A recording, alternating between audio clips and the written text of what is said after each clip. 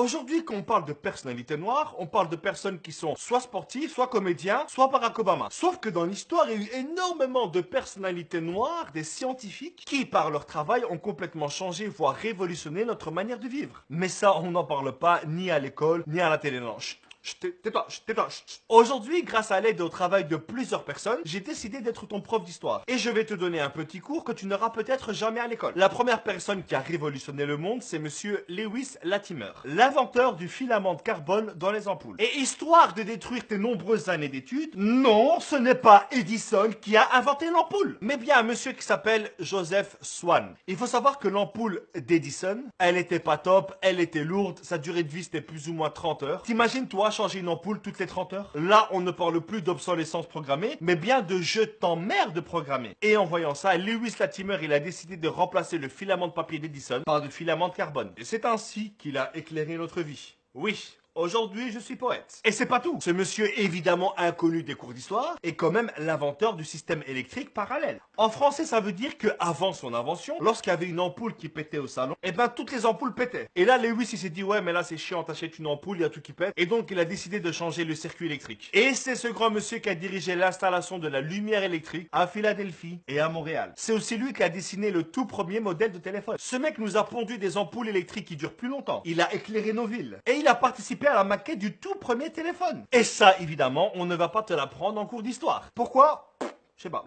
Je ne sais pas. Il y a eu aussi Garrett A. Morgan. Lui, c'est un vrai héros. Évidemment, lui aussi invisible des bouquins scolaires. Ce mec, c'est juste l'inventeur du masque à gaz. Et c'est vraiment un héros parce que pendant la Première Guerre mondiale, s'il n'y avait pas eu ces masques à gaz, eh ben cette guerre, elle se serait pas terminée comme elle s'était terminée. Ce monsieur a sauvé des dizaines de milliers de personnes pendant la guerre. Et malgré cette énorme révolution, il a décidé d'inventer un autre système qu'on utilise tous les jours. Garrett A. Morgan est l'inventeur du premier feu tricolore électrique automatique. Et sans ce monsieur, notre circulation qui est déjà merdique serait encore plus merdique. Et à tous les racistes qui se poseraient la question, oui, c'est à cause d'un Africain que vous avez des amendes. Le suivant, c'est monsieur Granville Woods. Il est l'inventeur du troisième rail. Je t'explique ce que c'est. Les roues du métro avancent sur deux rails et à côté, il y a une troisième rail qui est la source d'alimentation du métro. Et ce système de troisième rail, il est utilisé pour le métro de New York, de Londres, même à Bruxelles. Prochaine fois que tu prendras le métro et que tu veux paraître cool, tu diras, vous savez que c'est monsieur Wood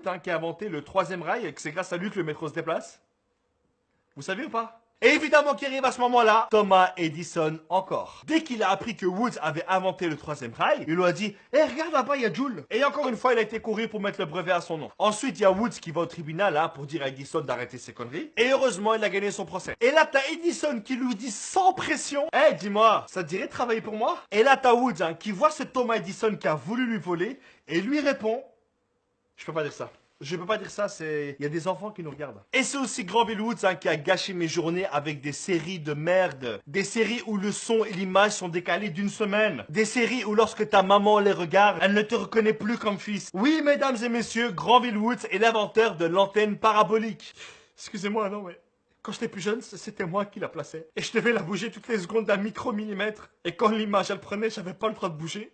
Parce que sinon, mon père, il me criait dessus. Le suivant, c'est un mec qui, sans lui, on n'aurait pas eu l'enfance magnifique qu'on a eue. On n'aurait pas eu les rêves qu'on a eus. Mesdames et messieurs, je vous présente Marc-Régis Anna, a.k.a. le père de l'animation 3D. Il est le fondateur de la Silicon Graphic Incorporated. Oui, j'ai un anglais de merde. C'est une boîte qui conçoit des équipements informatiques pour créer des effets spéciaux. Des effets utilisés dans des films comme Jurassic Park, Aladdin, La Belle et la Bête. Même George Lucas, le patron de Star Wars, a utilisé ces machines pour le film Terminator 2. Marc-Régis Anna, c'est notre père à tous. Durant la Deuxième Guerre mondiale, c'était la merde. Hitler avait pris la Pologne et la Grande-Bretagne se disait « Ouais, je crois que là c'est la fin les gars, on perd trop de sang, on va pas s'en sortir. » Et là, il y a un génie qui arrive, monsieur Charles Drew. Ce mec a mis en place le système fondamental pour extraire et conserver le plasma, pour pouvoir ensuite le donner aux soldats. Et sans le travail de ce monsieur, la fin de la Deuxième Guerre mondiale, comme on la connaît, elle se serait peut-être pas passée comme ça. Et résultat, il a inventé la première banque de sang de l'histoire de la Croix-Rouge américaine. La suivante, c'est une femme qui fait partie de toutes les personnes qui ont un téléphone